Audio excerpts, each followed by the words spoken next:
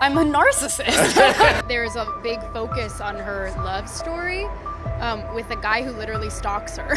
Yeah. Weird. Have you ever been to that Snow White ride at Disneyland? I get stalked for photos every time I'm online for the Snow White ride, and it is I have to pretend like, oh God, well, crazy that we're in front of this. Wait, how often are you? Can you believe a rising star walked into a rehearsal room and demanded a complete casting overhaul?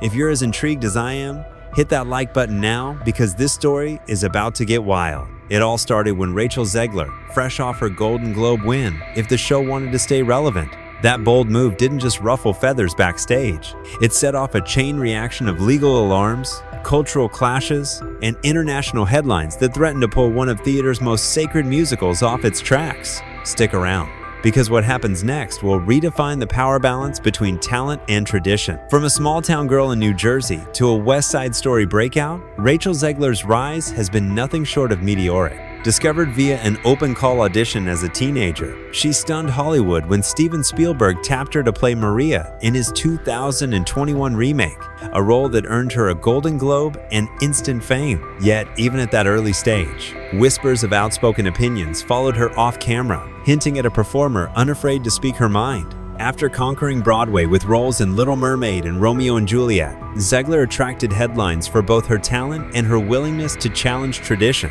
Now, with her name attached to one of theater's most sacred texts, that bold streak has set the stage for a controversy that threatens to overshadow everything she's built. But the first real storm hit when insiders claimed Rachel Zegler refused to share the stage unless her male co-lead in Evita was swapped out for a transgender actor. Word is that during what was supposed to be a routine rehearsal meeting, she didn't simply raise a gentle suggestion. She delivered an ultimatum. Producers recount a surreal scene. Zegler, fresh from glowing press for her Disney role, seated at the table and flatly stating that casting a cisgender man undermined the show's message of inclusivity. Sources say she argued passionately that a post-binary generation demanded representation and that Evita, long anchored by Juan Perón's masculine presence, needed a 21st century rewrite. Crew members watched in stunned silence as she outlined edits to dialogue and even proposed gender-neutral lyric changes. For a musical so deeply rooted in Argentina's political history, this wasn't a small tweak. It was, as one West End veteran put it, like watching someone try to read at Shakespeare mid-act. Critics inside and outside the theater world were quick to pounce, accusing Zegler of hijacking a cultural monument to serve her own brand of activism. Yet supporters hailed her as a necessary disruptor, calling her move long overdue. In an industry still struggling with genuine trans visibility, rumors swirled that licensing agreements teetered on the brink of collapse and that the production might face lawsuits if changes went too far. And just when it seemed the controversy would die down, social media exploded, propelling this backstage battle from whispered hallway gossip to a full-blown cultural firestorm. What happened next would thrust the company into unprecedented chaos. What most theatergoers never saw were the late-night huddles between the creative team and licensing lawyers, scrambling to assess how far Avita could be reshaped without triggering a breach of contract. Insiders reveal that weeks before rehearsal even began, Zegler's camp quietly slipped a detailed proposal to rewrite pivotal lyrics in Don't Cry For Me, Argentina, swapping gendered pronouns and rephrasing Perón's lines to reflect a more fluid power dynamic. One veteran stage manager recalls discovering redline drafts of the script complete with Zegler's handwritten notice tucked into the director's office. Instead of approaching her co-star or the writers first, she allegedly bypassed traditional channels, demanding that the production wake up to modern values. Meanwhile, whispers circulated of a secret sit-down at a nearby hotel suite, where Zegler met with a group of avant-garde playwrights to cook up new dialogue. Cast members describe an atmosphere thick with tension, technicians tiptoeing around her instructions, and veteran performers second-guessing celebrated scenes they'd rehearsed for months. That behind-the-scenes power play wasn't just about a single casting choice. It exposed fault lines between preserving a storied legacy and molding it for a new generation. But the public reaction would soon prove far more explosive than even the most radical draft changes. Just when everyone thought the Evita debacle was the height of her onstage controversies, Rachel Zegler landed smack in the middle of Hollywood's biggest salary showdown. According to sources, during a recent interview, she demanded an exorbitant per-stream payment for her upcoming live-action Snow White, claiming she deserved a cut every time her performance was watched online.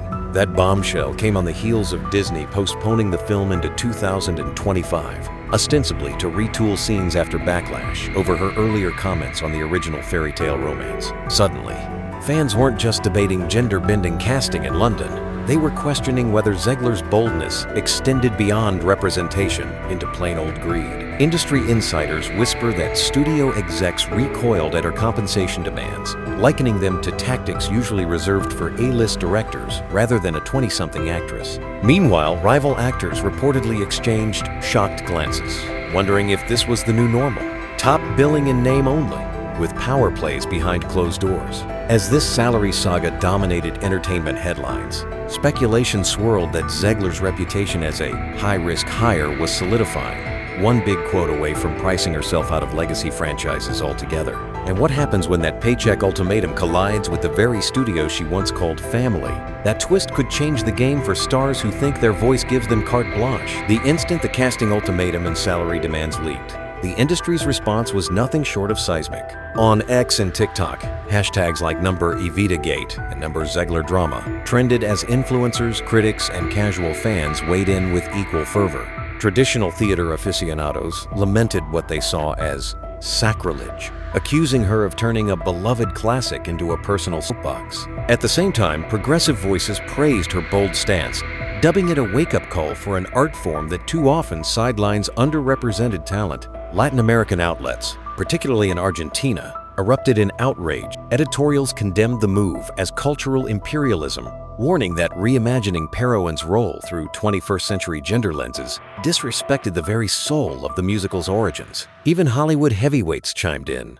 Some quietly admired her business savvy, while others questioned whether her approach risked alienating the audiences and studios she relies on. The result was a fractured conversation, with supporters hailing a necessary revolution and detractors seeing nothing more than ego run amok. But that uproar was only the beginning. With her name now synonymous with controversy, Rachel Zegler faces a crossroads. Will she harness this uproar to redefine how creatives collaborate, or will the backlash shrink the doors that once swung wide for her? Studio executives are reportedly revising risk assessments, weighing her star power against the potential for PR firestorms. Casting directors, mindful of budgets and brain trust, may hesitate before offering her headline roles in franchise blockbusters. Yet for an emerging generation of performers, Zegler's boldness offers a blueprint, proof that demanding change can command headlines and spark genuine dialogue. The industry stands at a tipping point. Will it embrace artists who push boundaries at the expense of tradition, or will it retreat to safety, favoring names that play by established rules?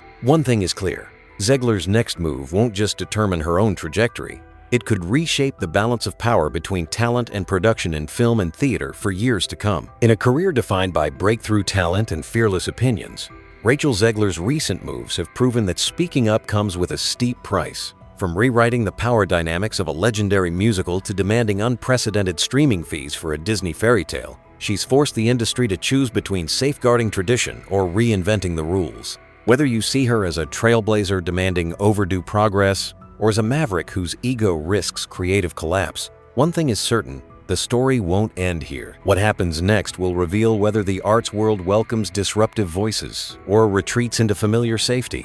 Will studios gamble on the headlines she generates, or will they favor collaborators who play by the book? And for performers watching from the wings, Zegler's saga offers both caution and inspiration. Demand change, but be ready for the fallout.